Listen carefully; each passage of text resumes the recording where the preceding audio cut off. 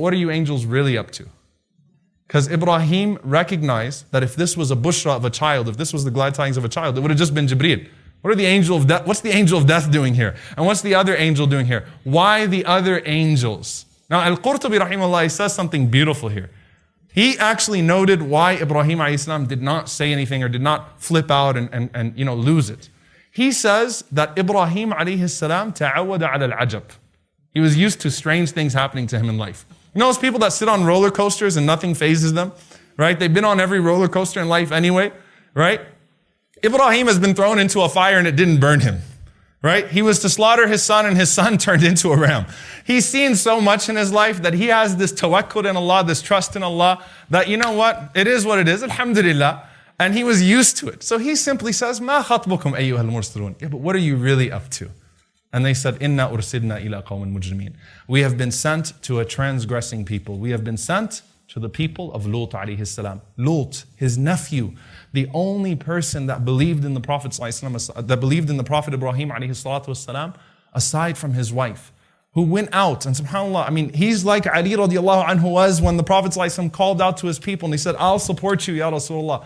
Lut supported Ibrahim very early on, and he grew in his own ambitions, and he went out to do da'wah in another town nearby.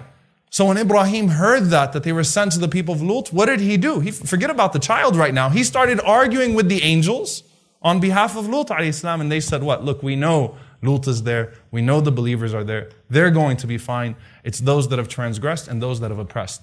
A beautiful lesson we take from this, by the way, as well. Notice that on the way to destroy a nation, they just gave the glad tidings to Ibrahim alayhi salam of a child that's going to produce nations. One of the largest nations on earth, Bani Israel. Right? And in that, as Ibn al-Qayyim says, وَإِن تَتَوَلَّوْا يَسْتَبْدِلْ قَوْمٍ غَيْرَكُمْ. If you turn away, Allah replaces you. The irony, they're on their way to do away with a nation, and they're giving the glad tidings of one child that's going to produce one of the largest nations on earth. SubhanAllah, a nation of prophets, a nation of anbiya, and so on and so forth. Okay? So he plays that role with Ibrahim alayhi salam. Finally, when Ibrahim and Ismail finished building the Kaaba, and Ibrahim said, Arina manasikana. Oh Allah, show us the rituals. The Prophet ﷺ said, Allah sent Jibreel alayhi salam, and Jibreel alayhi salam did the Hajj with Ibrahim. Step by step, he took him through the manasik of Hajj, right? He walked him through it. The same Hajj that you do, the same Hajj that was revived by the Prophet ﷺ, he walked him through it. And one shaitan tempted him from the places where the Jamarat are today. Jibreel is the one who told Ibrahim to throw stones at him. And we do that today in commemoration of that moment that Jibreel told Ibrahim, throw those stones at shaitan. So subhanAllah, look at that tradition, look at that rich legacy that we have from that moment. That Jibreel is the one who taught Ibrahim the Hajj in the first place. Now, sometimes the mention of Jibreel alayhi salam is not as prominent, not as pronounced. So for example, in the story of Yusuf, do you ever associate Yusuf alayhi salam with Jibreel alayhi salam? You don't. I mean, you don't see, you could listen to an entire series on Yusuf alayhi salam and Jibreel never comes into the picture. But he is there, right? And you know, one of the scholars, he pointed out, he said, subhanAllah, if you look at even the way that Allah describes Yusuf, this is a tafsir tidbit that I can't go into detail with. Allah says about Musa alayhi salam, فَلَمَّا بَلَغَ أَشُدَّهُ وَاسْتَوَى آتَيْنَاهُ حُكْمًا وَعِلْمًا. That when Moses, peace be upon him, reached his age of maturity, وَاسْتَوَى, which according to most of the scholars is 40 years old, meaning at that moment, that's when Allah subhanahu wa ta'ala gave him knowledge and wisdom. Okay, Allah subhanahu wa ta'ala gave him those things done. His prophethood started when he was at that stage of maturity. Yusuf alayhi salam, the ayah says, فَلَمَّا بَلَغَ أَشُدَّهُ آتَيْنَاهُ حُكْمًا وَعِلْمًا. When he reached his age of maturity, we gave him wisdom and knowledge. To show that Yusuf's prophethood started at a much earlier age. His journey with Allah and with Jibreel alayhi salam starts at a much earlier age. Where is his first encounter with Jibreel? You know where it is? When his brothers threw him into that well. And Yusuf alayhi salam went plunging to the bottom. He landed in the hands of a man that he's never seen before. Jibreel alayhi salam. Jibreel caught him to make sure that the fall was not too harsh on him. And subhanAllah, you think about that. Ibn al-Qayyim rahimahullah, he comments on that. In that is a sign that the creation never catches the ropes except that the Creator catches you. La yudayi'uka Allah. Allah does not lose you. Allah does not let you go to waste. From the moment his brothers cut the ropes, he was caught. Whether Jibreel even spoke to him at that point, Whether that's the meaning of فَأَوْحَيْنَا إِلَيْهِ لَتُنَبِّئَنَّهُمْ بِأَمْرِهِمْ هَذَا, that you will one day, that we revealed to him, that you will one day inform them of this affair, and this will one day come back to them. Whether that's the meaning of it or wahi was just inspiration here, Allahu alam, it seems to be the latter, but still Jibreel caught Yusuf alayhi salam. So sometimes it's very subtle. Though you don't hear it prominently being mentioned, that's a pretty significant role. That Yusuf did not go crashing to the ground. Instead, Allah sent Jibreel to catch him. Sometimes you see the mention of Jibreel not necessarily with the prophet that's being spoken about in the story, but with the enemy of that particular prophet. So with Musa alayhi salam. Now realize, Waraqa said, this is the angel that was sent to Musa alayhi salam. And there are multiple reasons for that. One of them, that the Prophet ﷺ would challenge a tyrant, a Fir'aun in his own ummah, Abu Jahl and Abu Lahab, and would challenge a regime. He would challenge a system of oppression, the politics of that time. Just like Musa alayhi salam did. This wasn't about theology. This was about replacing a system of corruption. And when you do that, you're going to be turned out, just like Musa alayhi salam was. Another one, Ibn al-Qayyim rahimahullah says, out of all of the prophets and messengers, Musa received the most extensive revelation. The Torah and its origin was the most extensive. It was the greatest revealed in the sense of volume of any book that Allah subhanahu wa ta'ala had ever revealed to a messenger. The Quran was made easy for memorization. It is not as thick as the Torah was. All right? So obviously Jibreel taught Musa a lot. He was with Musa a lot. But the most, the narration that we see an authentic mention of Jibreel in the story of Musa is actually with his enemy. It's with Fir'aun.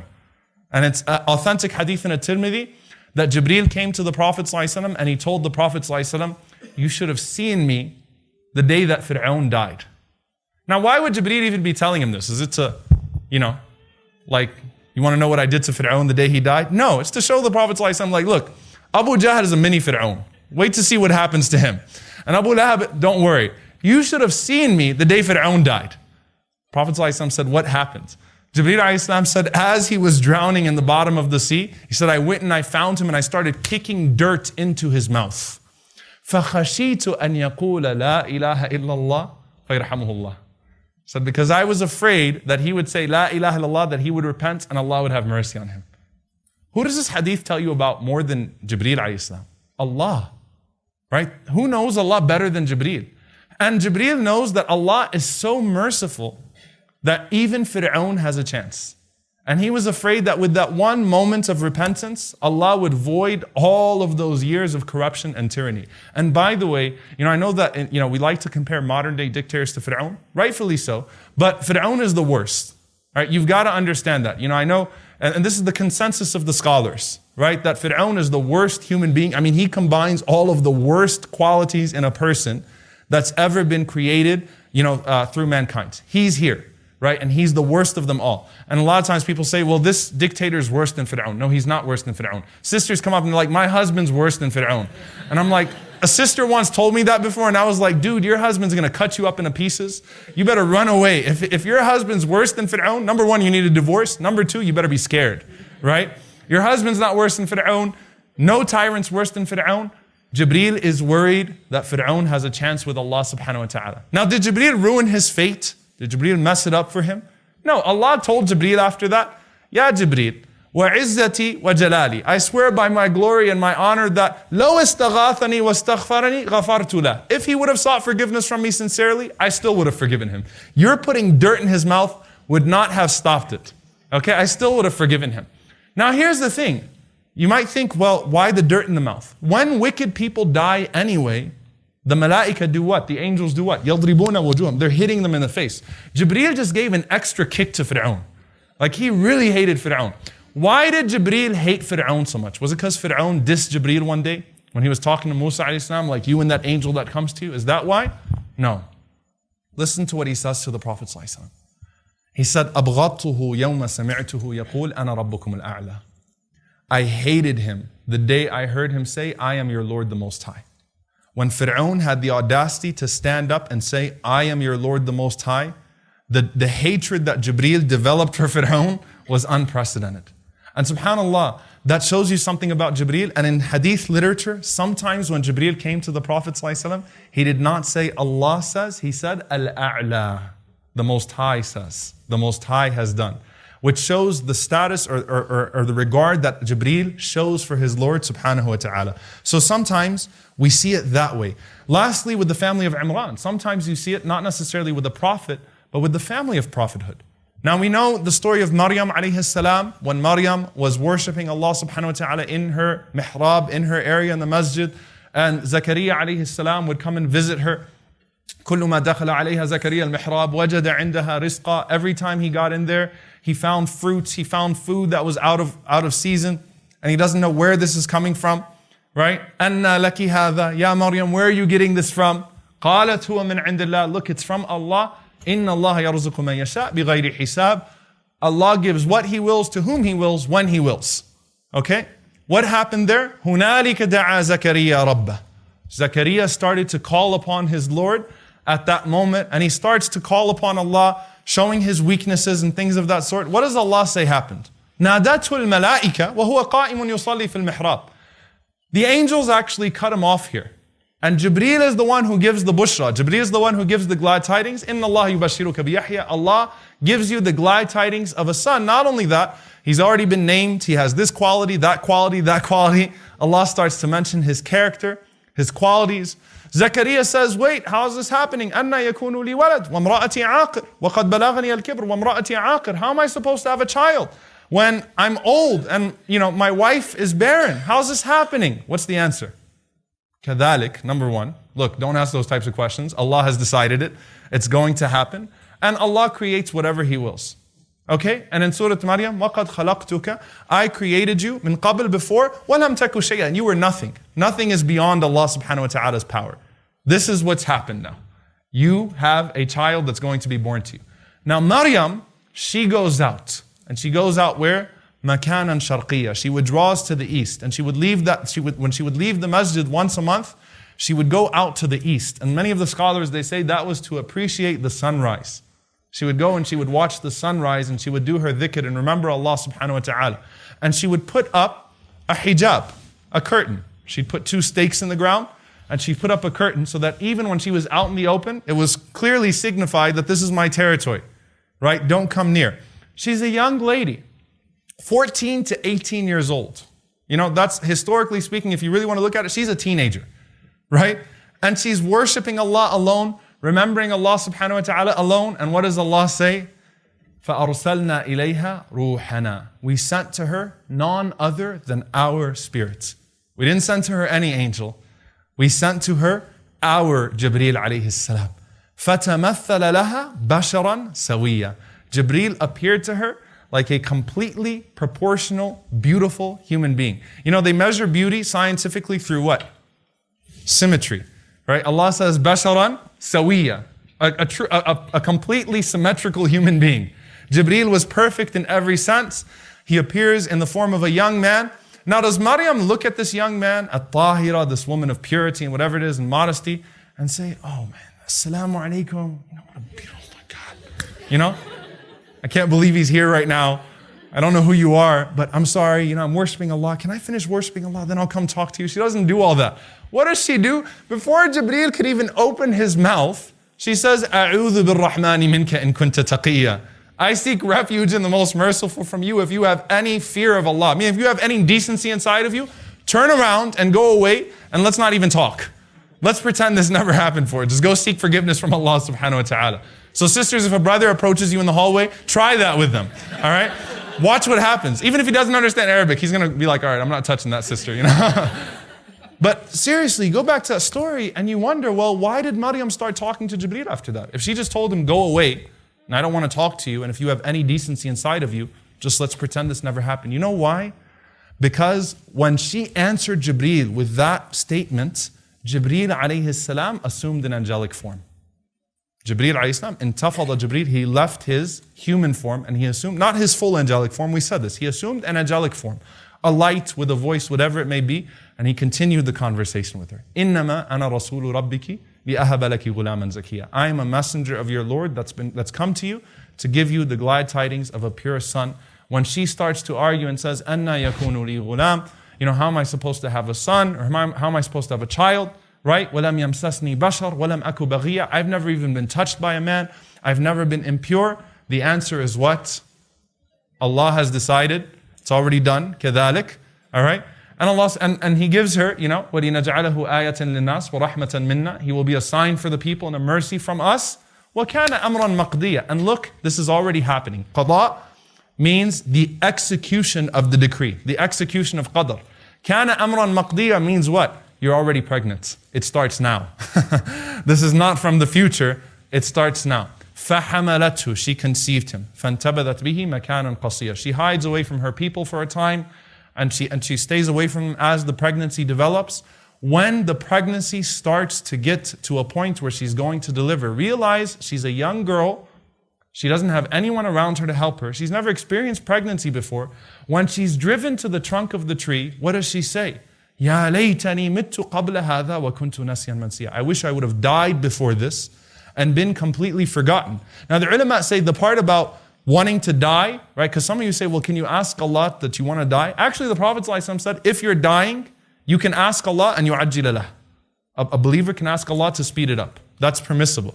And they say that since Maryam never experienced pregnancy, and pregnancy, delivery, pushes a woman, and the women are like, yeah, we know, right? We have no idea, right? We just see how women are when they're giving birth, okay? Since pregnancy, delivery pushes a woman to the brink of death, Maryam actually thought she was dying. That's one way of looking at it, that she was in so much pain, she thought she was dying. When she says, Kuntu nasyan mansiya, I wish I was completely forgotten, why is she saying that? Because, you know, people are going to mock the people of Iman, they're going to mock the people of faith, they're going to mock a family of prophethood, they're going to say, look at what she was, look at what she was like. You know, so Maryam calls out, just wishing she never existed. Who starts to talk to her? نَادَاهَا مِن تَحْتِهَا أَلَّا تَحْزَنِي. Jibreel says to her, don't you dare grieve. Don't be sad. أَلَّا تَحْزَنِي. He starts coaching her through her pregnancy. قَدْ جَعَلَ رَبُّكِ تَحْتَكِ سَرِيًّا. You know, you think that you will have a disgraceful mention. Actually, there's a revelation that's coming that's going to say, وَذْكُرْ فِي الْكِتَابِ مَرْيَمْ. Make mention in the book of Maryam. You have something awaiting you, and you have no idea what Allah is going to make out of you. أَلَّا تَحْزَنِي. And look, قَدْ جَعَلَ رَبُّكِ تَحْتَكِ سِرِيًّا. Allah has placed beneath you a river. وَهُزِّي إِلَيْكِ بِجِذْعِ النَّخْلَةِ. Shake the palm tree. تُسَاقِطَ عَلَيْكِ رُطَبًا جَنِيًّا. Fresh ripe dates will fall upon you. كُلِي وَاشْرَبِي وَقَرِّي عَيْنًا. Eat, drink, and rejoice. You know, your children, your spouses and your children are supposed to be قُرَّةُ عَيْنٍ لَكَ. They're supposed to be the coolness of your eyes. Look at your child, not with a feeling of regret, but with a feeling of happiness. Then the next test comes to her, that you're not allowed to defend yourself when your people approach you. But Maryam had full confidence at that point that Allah was with her. So when Maryam approached her people, she didn't know how Allah was going to defend her. She didn't know what Allah was going to do, but she had been coached properly, and her tawakkul kicked in here, her trust in Allah, that you know what, something is going to happen, and Allah subhanahu wa ta'ala rewarded her with that. That's when Isa alayhi salam spoke in her defense. So Jibreel assumes here now, pregnancy coach with Maryam alayhi salam. He coaches her through her pregnancy, reassures her, reaffirms her, and finally, before we break for Asr, with Isa alayhi salam, Allah subhanahu wa ta'ala mentions numerous, Allah Azza wa Jalla says, أَيَّدْنَاهُ بِرُوحِ الْقُدُسِ. We supported him with the Holy Spirit. And Allah even mentions it as a favor to Isa alayhi salam. أَيَّتُكَ, I supported you with Ruh al-Qudus, with the Holy Spirit. I can't go into detail with that meaning, but obviously, Isa alayhi salam was supported by Jibreel alayhi salam throughout his life. Not only that, the scholars say the only angel that could take a prophet and ascend and descend through the heavens is who? Jibreel. So when the plot was made to crucify him, the angel that was sent to him to take him through the heavens and to place him there until Allah subhanahu wa ta'ala decrees that he returns was Jibreel alayhi salam.